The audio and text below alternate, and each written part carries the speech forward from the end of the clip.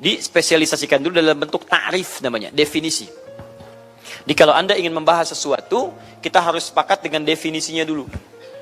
Ya, disebut dengan ta'rif. Ta'rif ini harus punya sifat jami' mani'. Jami' menghimpun semua unsur yang akan didefinisikan. Mani' mengeluarkan segala hal yang tidak terkait dengan definisi. Sehingga pembahasan kita akan fokus pada hal yang akan dibincangkan. Awas, hati-hati. Kita ingin berbicara tentang sesuatu, tapi kita tidak sepakat dengan definisinya. Bagaimana bisa menyimpulkan hukumnya? Dan kelemahan orang-orang sekarang, ketika berbicara hukum, dia tidak tahu apa yang dibincangkan. Nah, sekarang misal, kita akan bertanya tentang maulid. Apa hukumnya maulid? Kita harus sepakati dulu apa itu maulid. Awas, ini penting ini. Banyak masalah yang muncul sekarang, tapi tidak disepakati tentang ini. Banyak orang bahas tentang hukum musik. Hukum musik begini-begini. Begitu saya tanya apa itu musik, bingung dia jawab. Apa itu musik? Anda mesti sepakat dulu musik itu apa. Di zaman Nabi apa yang disebut dengan musik. Zaman sekarang apa yang disebut dengan musik. Ketika Nabi menyampaikan hukum musik, apa yang dimaksudkan oleh musik di situ. Kalau antum paham tentang definisinya, maka keluarkan turunan hukumnya. Maka lebih mengerti di situ. Nah sekarang maulid. Apa itu maulid? Nah, sekarang begini. Maulid atau maulud? Mana yang benar? Bukan Allahu a'lam, harus dicari kita. Mana maulid atau maulud? Antum sibuk menilai, ini maulid tidak benar. Oh, jadi yang benar maulud. Maulud juga tidak benar. Masya Allah. Apa maulid, apa maulud? Baik, lihat. Kalau disebutkan maulid, itu waktu kelahiran. Waktu kelahiran. Awas, hati-hati nih ya, hati-hati. Ada kemarin saya lihat tulisan begitu bersemangat. Masya Allah, panjang-panjang nulis, ternyata salah paham. Pahamnya salah. Ya. Maulid itu ulang tahun. Bukan. Bukan ulang tahun maulid itu. Bukan ulang tahun, bukan peringatan ulang tahun maulid itu. Ingat baik-baik. Kalau pakai peringatan itu pakai Id. Idul Milad, ya, hari kelahiran, peringatan hari kelahiran, ulang tahun. Tapi kalau cuma maulid itu waktu kelahirannya. Awas, hati-hati ya, hati-hati dalam memahami sesuatu. Kita masih detil dan jeli dalam memahaminya. Jadi kalau disebutkan maulid itu waktu kelahirannya. Kalau disebutkan maulud itu artinya bayi yang lahirnya. Bayinya yang dilahirkan. Nabinya. Kalau dalam konteks Nabi. Jadi kalau disandingkan dengan kalimat maulidun Nabi, artinya waktu lahirnya Nabi. Jelas ya? Kalau mauludun Nabi, maulud Nabi, itu artinya nabinya. Nabi yang dilahirkan. Jelas? Saya ulang. Maulid apanya? Waktunya. Kalau maulid Nabi artinya apa? Waktu Nabi dilahirkan. Baik, maulud artinya apa? Nabinya. Kalau maulud Nabi artinya apa? Nabinya yang lahir. Jelas sampai sini? Ah, sudah. Ya, selesai pembahasan secara bahasanya. Nah, sekarang apa hukumnya maulid Nabi? Maulid Nabi enggak ada hukumnya. Karena waktu lahirnya Nabi, bagaimana kita bisa melekatkan hukum pada waktu lahirnya Nabi? Lahir ya lahir. Jelas ya? Ustaz, apa hukumnya maulid Nabi? Antum kenapa?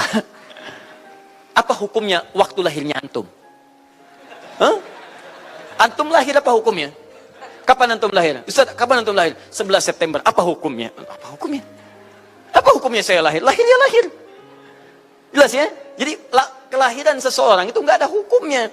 Qadar Allah yang menjadikan dia terlahir. Dan dengan kelahiran itu dia punya misi dalam kehidupan. Mencari bekal untuk kembali kepada Allah subhanahu wa ta'ala. Jadi kalau bertanya hukum kelahiran seseorang, lahir ya lahir. Nggak ada hukumnya di situ. Paham ya? Hukum itu terletak pada perbuatan seseorang, bukan pada kelahiran seseorang. Ketika dia berbuat dengan aspek kesadarannya, maka muncul hukum di situ. Awas, antum pun mesti belajar tentang hukum. Jangan salah menyebutkan hukum. Hukum terletak pada perbuatan, bukan pada benda, dan bukan terletak pada waktu. Jadi ketika ada perbuatan melekat pada benda dan waktu itu, maka muncul hukum. Apa hukum gelas? Halo? Tidak ada hukumnya. Tapi kalau menyebutkan apa hukum gelas yang menampung kemudian barang yang haram yang digunakan gelas ini melakukan perbuatan haram, baru muncul haram. Apa hukumnya gelas yang digunakan untuk melempar orang lain? Haram hukumnya. Apa hukumnya gelas yang digunakan menampung air minum untuk diminum dalam keadaan yang sehat? Sunnah hukumnya. Jelas ya? Apa hukumnya golok?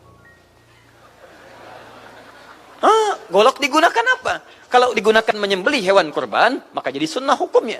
Kalau golok digunakan untuk menyakiti orang lain, mengancam. Siapa nama kamu? Masya Allah pakai golok.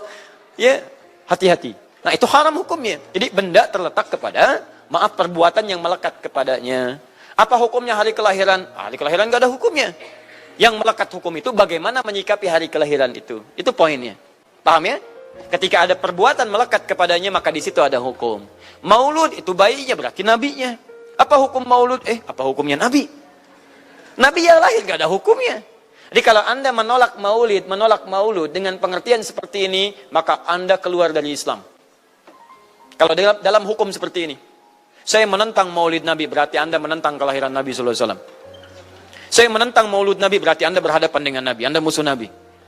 Jadi kalau Anda dimaksudkan dengan kata maulud dan maulid, Anda tidak bisa menentangnya, bisanya menerima. Saya menerima. Menerima. Kenapa? Karena dalam pengertian bahasa, maulid itu artinya waktu kelahiran. Maulud artinya nabinya. Jangankan saya, siapa saya dibandingkan Nabi Isa alaihissalam? Nabi Isa itu hidup 600 tahun sebelum Nabi Muhammad SAW dilahirkan. Nabinya belum ada. Nabi Isa sudah ada. Tiba-tiba, umatnya menduga, Nabi terakhir itu Nabi Isa. Karena Nabi Isa punya sifat yang mirip di ramalan kitab, yang mengatakan Nabi terakhir itu punya sifat baik dengan masyarakat lingkungan sosialnya. Dan Nabi Isa itu lembut luar biasa. Jangankan pada manusia, pada hewan pun itu lembutnya luar biasa. Jalan dengan muridnya. Di perjalanan kemudian ada aliran anak sungai melihat bangkai hewan. Sudah jadi bangkai, baunya luar biasa. Kata muridnya, guru, bau sekali bangkai ini. Kata Nabi Isa alaihi salam, Al-Masih, yang disebut oleh sementara orang dengan Yesus, itu Nabi, bukan Tuhan. Nabi beliau mengatakan, kata Nabi Isa, perhatikan, begitu putih sekali dan bersih giginya. Kata muridnya, Tuan Guru, kenapa Anda mengatakan demikian? Kata Nabi Isa, karena manusia hanya akan menyampaikan apa yang ada dalam benak pikirannya. Jadi kalau pikiran Anda kotor, Anda akan melihat bangkainya saja. Tapi kalau pikiran kita baik, kita akan mencari yang terbaik dari hewan itu. Bukankah dia ciptaan Allah? Bukankah dalam setiap ciptaan ada hikmah dan kebaikan? Perhatikan bagaimana putih bersih giginya. Jadi kalau bangkai saja bisa menjaga kebersihan gigi, kenapa kamu yang masih hidup tidak mesti? Ya minimal kamu jaga perasaan. Minimal jaga perasaan, kan? Tapi itulah luar biasa. Di sini sering diambil hikmah bahwa teko akan mengeluarkan isi tekonya. Isinya kopi, keluar kopi. Isinya air bening, keluar bening. Isinya susu, keluar susu. Demikian juga kita. Bayangkan, Nabi Isa bukan hanya pada manusia. Pada hewan yang telah jadi bangkai pun, itu mohon maaf, kalimatnya dan sikapnya begitu indah, luar biasa. Maka diduga oleh kaumnya itu Nabi dan Rasul yang terakhir. Saat mendengar kalimat itu, kata Nabi Isa, bukan saya. Nabi terakhir punya sifat sama seperti saya dalam hubungan dengan makhluk. Jadi bukan cuma dengan manusia, dengan hewan, jangan sakiti. Kalaupun menyembelih, jangan sakiti hewannya. Makanya Nabi ini akan memberikan isyarat-isyarat yang sangat indah. Masya Allah. Pada tumbuhan dia jaga. Tapi Nabi yang terakhir ini punya keunggulan yang tidak bisa disaingi oleh Nabi-Nabi lainnya. Apa itu? Ibu bapak sekalian, tingkat kedekatannya dengan Allah luar biasa. Ibadahnya luar biasa. Dalam bahasa Arab, tingkat kebaikan yang terkait dengan makhluk secara sosial, itu kalau satu kebaikannya disebut dengan Mahmud. Tapi kalau banyak kebaikannya disebut dengan Muhammad. Muhammad. Tapi kalau hubungan dengan Allah, ya dengan Khalik, kalau punya tingkat hubungan yang baik, satu sisi saja disebut Hamid namanya. Hamid. Antum rajin tahajud, tapi belum konsisten puasa sunnah. Maka antum namanya Hamid. Perempuannya Hamidah. Misal ada perempuan namanya Wanda, pakai Hamidah. Wanda Hamidah. Ya, itu artinya yang dekat dengan Allah. Jadi kalau ada yang namanya Wanda Hamidah, jauh dari Allah. Ya, kemudian pendapatnya menyimpang dari ketentuan Allah, masih diingatkan. Anda Hamidah. Anda dekat dengan Allah, maka tidak layak mengeluarkan statement yang tidak sesuai dengan hukum-hukum Allah Subhanahu wa taala. Ya, Hamid. Awas, Hamid, nama Anda Hamid. Misal namanya Fahmi, Masya Allah. Hamid Fahmi Zarkashi, Masya Allah. Itu artinya hubungan dekat dengan Allah Subhanahu wa taala. Perempuannya Hamid, laki-lakinya Hamid, perempuannya Hamidah, Masya Allah. Paham sampai sini? Kalau bentuk superlatif, banyak ibadahnya, tahajudnya, sedekahnya, puasanya, segalanya, maka Masya Allah berubah kalimatnya. Dari kata Hamid jadi Ahmad. Ahmad. Maka Nabi Isa tidak menyebutkan kalimat Muhammad, tapi menyebutkan kalimat Ahmad. Karena kalau disebutkan kalimat Muhammad, nilainya serupa dengan beliau. Punya nilai kebaikan yang sama. Nabi Isa baik pada hewan, Nabi Muhammad baik pada hewan. Kata Nabi, lihat, kalau Nabi Isa sudah jadi bangkai, Nabi Muhammad ketika hewan akan disembelih pun, disembelih, kata Nabi jangan sakiti dalam penyembelihannya. Tajamkan dulu pisaunya. Ketika menyembelih, jangan lakukan berkali-kali. Kata Nabi, tajamkan, begitu andu kemudian sembelih, seketika selesai. Cari urat yang membuat cepat darahnya keluar. Nabi itu. Dan dalam menajamkan itu, antum jangan memperlihatkan depan hewannya. Tidak boleh. Kandidat selanjutnya, siap-siap ya. Masya Allah, tidak boleh. Awas saat kurban tuh. Kadang suka lupa antum tuh. Ya di bawah sini ini masih begini-begini tuh. Itu menyakiti hewan secara fisiologis. Nggak boleh, nggak boleh. Ya, awas ya, tayyib. Tumbuhan, lihat. Tumbuhan. Nggak boleh dalam keadaan perang. Perang itu kan luar biasa dahsyat. Emosi memuncak, segalanya ada. Tapi Nabi katakan, jangan rusak tanaman. Dahsyat, cuma dalam Islam. Itu yang 212 tahun lalu itu, Masya Allah, nggak ada yang nginjak rumput, nggak injak macam-macam. Ya, itu yang kameramen yang nginjak rumput tuh. Ya, kameramen nginjak rumput tuh. Yang kameramen begitu diinjak, dimunculkan di media gitu kan. Wah, tapi lihat betapa rapi, bersih. Itulah Islam. Tapi jangan cuma 212 saja. Ya, 312, 412, 484 dan sebagainya. Jadi, semua yang ada setiap hari kita jaga. Ada tumbuhan, jaga. Yang praktekkan negara lain. Di New Zealand ada tumbuhan, antum sedang ngidam, papa pengen daun itu, tunggu sampai jatuh. Nggak bisa diambil. Begitu diambil, denda. Padahal yang punya teorinya Islam. Tapi hubungan dengan Allahnya itu bukan Muhammad, tapi Ahmad. Makanya Nabi Isa mengatakan, wa mubasysyira bi rasulin ya'ti min ba'di ismuhu Ahmad. Saya kasih kabar gembira. Rasul terakhir bukan saya. Tapi seseorang yang nilai ibadahnya lebih daripada saya. Jaminan surganya sudah ada. Bahkan turun surah kepadanya. Inna a'tainakal kautsar. Dirinya dijaga dari kesalahan, maksum. Sifatnya luar biasa baik. Tapi itu tidak menghentikan dia untuk mendekat kepada Allah dengan sifat yang luar biasa. Kata Sayyidah Aisyah di Al-Bukhari, nomor hadis 2010 sampai 2012. Ya Rasulullah, alam takun ma'suban. Alam takun madmunan. Lima hakadha. Kenapa sampai bengkak-bengkak begini Anda tahajud? Bukankah Anda dijamin masuk surga? Dijaga dari kesalahan. Apa kata Nabi? Afala akunu abdan syakura. Apa aku nggak boleh jadi hamba yang bersyukur kepada nikmatnya Allah Subhanahu wa taala. Tahajudnya sampai bengkak. Nabi, Rasul, ahli surga, dijaga dari kesalahan, tidak ada hisabnya, masih mau tahajud sampai bengkak kakinya. Ditanya oleh istrinya, kenapa sampai begini? Kata beliau, ringan saja. Nggak boleh aku bersyukur. Masya Allah, ada orang Nabi bukan, Rasul bukan. Surga belum ada jaminan, amal berantakan, hisab menegangkan. Masya Allah, bangun mata bengkak. Kaki biasa. Tahajud tidak subuh lewat. Ini Masya Allah. Cita-cita surga Firdaus. Luar biasa. Makanya Nabi Isa mengatakan Ahmad bukan Muhammad. Dan ini bukan isyarat Nabi baru. Karena nama yang melekat pada Nabi terakhir semuanya sifat. Bukan nama zat. Ini bukan melegalkan ada seorang bernama Nabi baru datang kemudian namanya Ahmad. Bukan. Kata Nabi, saya Nabi terakhir. La Nabi ya ba'di, nggak ada Nabi setelah saya. Jadi nggak ada istilah Ahmadi. Pengikut Ahmad nggak ada. Ya, dalam arti pengikut Nabi Muhammad sallallahu alaihi wasallam. Yang jadi clue persoalan kita terkait dengan pertanyaan ini, Anda bisa bayangkan, Nabi Isa 600 tahun sebelum lahirnya Nabi Muhammad sallallahu alaihi wasallam. Perhatikan, ikutan bahagia dengan kelahiran Nabi. Sampai kebahagiaannya diungkapkan pada umatnya. Saya kasih kabar gembira ya. Nggak mungkin orang kasih kabar gembira perasaannya sedih. Kenapa saya kasih kabar gembira? Nggak ada. Kasih kabar gembira itu dalam keadaan bahagia hatinya. Kalaupun menangis, tangisan kebahagiaan. Anda bisa bayangkan, Nabi, Rasul, mukjizatnya hebat. Sekali usap, penyakit sembuh. Menghidupkan orang mati, keduanya dengan izin Allah Subhanahu wa ta'ala. Bahagia dengan kelahiran Rasul sallallahu alaihi wasallam. Antum Nabi bukan, Rasul bukan. Maaf, tidak punya mukjizat seperti Nabi Isa. Mayat dipanggil-panggil nggak bangun, diusap penyakit makin sakit. Tuh, lalu antum tidak bahagia dengan kelahiran Nabi, antum siapa? Nabi Isa aja bahagia, masa antum bukan Nabi tidak bahagia? Dan hebatnya, ada orang bisa bahagia, nabinya belum lahir. Biasanya sifat bahagia dalam kelahiran itu setelah bayinya lahir, bukan sebelum lahir. Alhamdulillah, alhamdulillah. Akhi, kenapa antum? Alhamdulillah, saya punya anak laki-laki, namanya Abdurrahman. Kapan? Nanti setelah menikah. Ini Masya Allah. Nikah aja belum, kenapa bisa memberikan kabar gembira? Antum kenapa, akhi? Itu lihat, akhi buai tiba-tiba seperti itu. Orang bingung. Akan bubar pengajian kalau ustaznya begitu. Ya. Jadi mustahil ada orang memberikan kabar gembira ketika bayinya belum lahir. Tapi kemuliaan Nabi Muhammad SAW menjadikan seorang Nabi Isa belum lahir, nabinya sudah merasakan gembira dan memberikan kebahagiaan pada umatnya.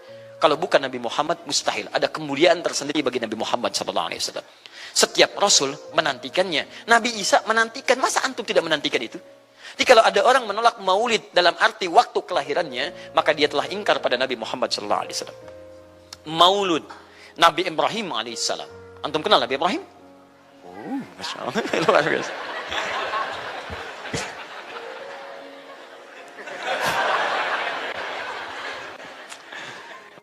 Dimanapun Anda berada, memang hari ini banyak orang berkumpul di Monas untuk bermunajat kepada Allah. Tapi tidak harus menjadikan kita menjadi tidak fokus. Di sini ada yang kenal Nabi Ibrahim. Alhamdulillah. Nabi Ibrahim, Nabi Ismail alaihi wassalam, keduanya meninggikan bangunan Ka'bah. Setelah selesai bangunan Ka'bah ditinggikan, keduanya berdoa di samping Ka'bah. Apa doanya? Doa maulud. Lahirnya, bayinya. Nabi terakhir yang lahir di samping Ka'bah, yang ditinggikan oleh keduanya. Ya. Wa idh yarfa'u Ibrahimul qawa'ida minal baiti wa Ismail, ayat 127-nya. Setelah selesai meninggikan bangunan pondasi Ka'bah ini, keduanya berdoa di samping Ka'bah. Di antara doanya ayat 129-nya.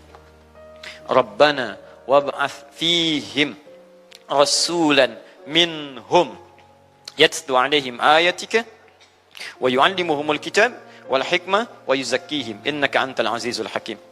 Ya Allah, mohon utus seorang rasul dari kalangan mereka di tempat ini yang lahir di sekitaran ini. Jadi ada rasul yang lahir di dekat sekitaran Ka'bah.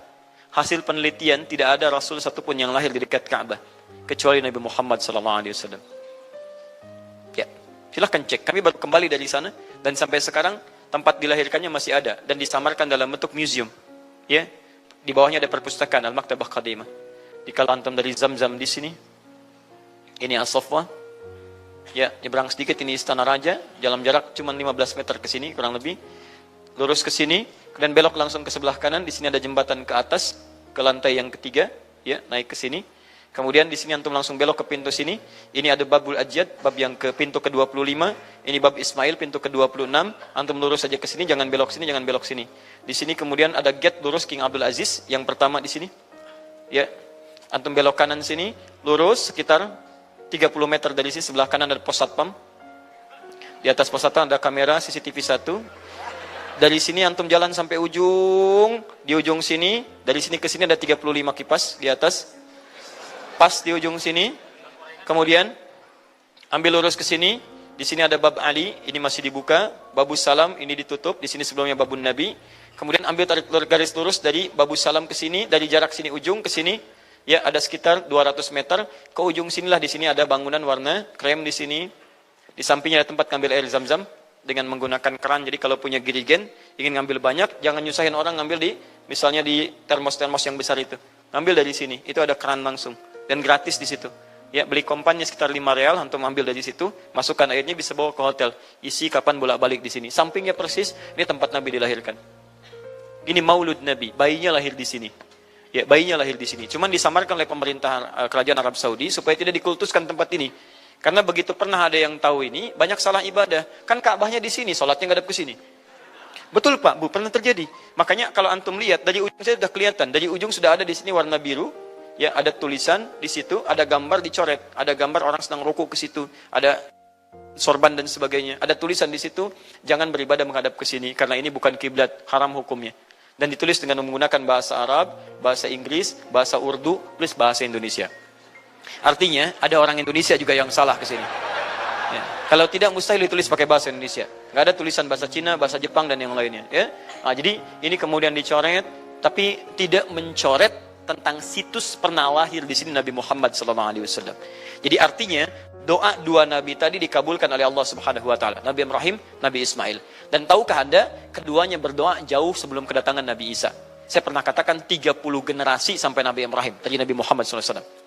Muhammad SAW bin Abdullah, bin Abdul Muttalib, bin Hashim, bin Abdul Manaf, bin Qusay, bin Murrah, bin Kilab, bin Ka'ab, bin Ghalib, bin Fihir, bin Malik, bin Nadar, bin Kinana, bin Khuzaimah, bin Mudrikah, bin Ilyas AS, bin Nizar, bin Mudar, bin Ma'ad, bin Adnan, bin Addi, bin Adri, bin Muqawwam, bin Nahur, bin Tarif, bin Ya'ruf, bin Yasjub, bin Nabit, bin Ismail AS, bin Ibrahim AS. 30 generasi. Ulangi Mas Boy. 30 generasi. Dari Nabi Ibrahim sampai Nabi Ismail alaihi wassalam, ya sampai kemudian ke Nabi Muhammad sallallahu alaihi wasallam. Anda bisa bayangkan enggak? Dua orang nabi, dua orang rasul. Gelar yang pertama Ibrahim alaihissalam Khalilullah, yang paling dekat dengan Allah. Jaminan surganya ada. Nabi Ismail disebut dengan gulamun halim oleh Al-Quran, yang paling perasa, yang paling dekat dengan Allah Subhanahu Wa Taala. Dua orang nabi paling dekat dengan Allah, disayang Allah, dijamin masuk surga. Inspirasi kisahnya sampai kita ke sekarang mendoakan kepada Allah tentang maulud Nabi, sehingga lahirnya Nabi Muhammad SAW 30 generasi setelahnya. Antum, Nabi bukan, Rasul bukan, tidak sedekat keduanya dengan Allah, jaminan surga nggak ada, hisab menegangkan, amalan berantakan. Kisah hidup antum belum tentu jadi inspirasi di masa depan. Sekarang pun tidak. Tiba-tiba antum menolak maulud, antum siapa? Kalau antum menolak maulud berarti antum menolak Nabi SAW dalam pengertian baiknya. Jelas ya? Jadi kalau kemudian ada disebutkan maulid dan maulud, itu artinya maulid waktu kelahiran, maulud bayi yang dilahirkan. Sekarang bagaimana menyikapi maulid dan maulud itu? Saya tahu nabinya dilahirkan, nabinya sudah ada. Jelas ya? Maka kemudian saya pun tahu waktu kelahirannya. Bagaimana kemudian menyikapi itu semua? Maka Masya Allah, Quran surah ke-11 tadi, 10 tadi, Yunus, ayat 57 sampai 58. Kalau sampai kemudian ke 58-nya, faliyafrahu. Gembira antum. Gembira, bahagia, silahkan. Ya, maksud tidak gembira, Nabi Isa gembira, kita tidak gembira. Ya, Nabi Ibrahim gembira, kita tidak gembira. Nabi yang tidak melihatnya gembira. Masa kita yang mendapatkan bagian Nabi tidak gembira? Jelas ya? Nabi yang mengharapkan hadir saat kedatangannya, gembira. Kita yang mendapatkan kedatangan beliau walaupun tak mampu melihatnya, dan kita menjadi umatnya, masa tidak gembira? Umat dulu bukan bagian umat Nabi Muhammad, karena Nabi Muhammad tidak hadir di zamannya.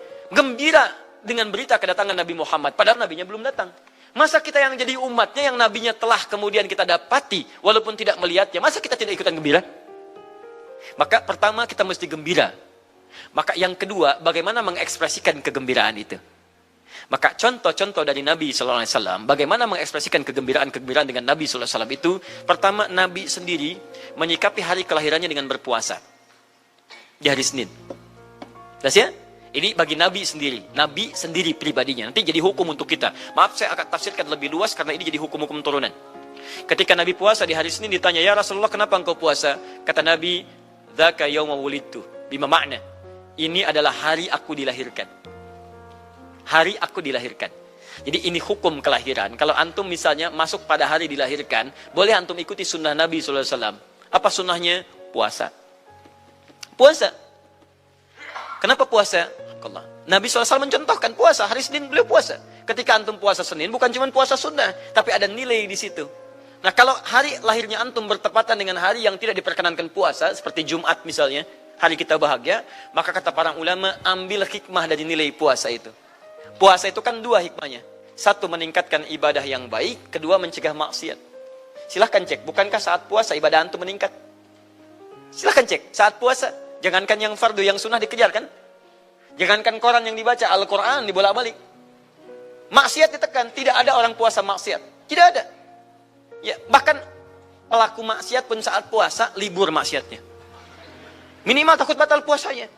Jangankan maksiat, maaf, mencela orang pun dia tahan. Berdusta dia tahan. Jam 5 bu, tinggal 1 jam mau buka. Dicela orang habis-habisan. Oh, nggak balas dia. Kenapa nggak balas? Kan biasanya antum keras. Habis maghrib. Oh, habis maghrib. Luar biasa. Habis maghrib tuh. Begitu maghrib lupa.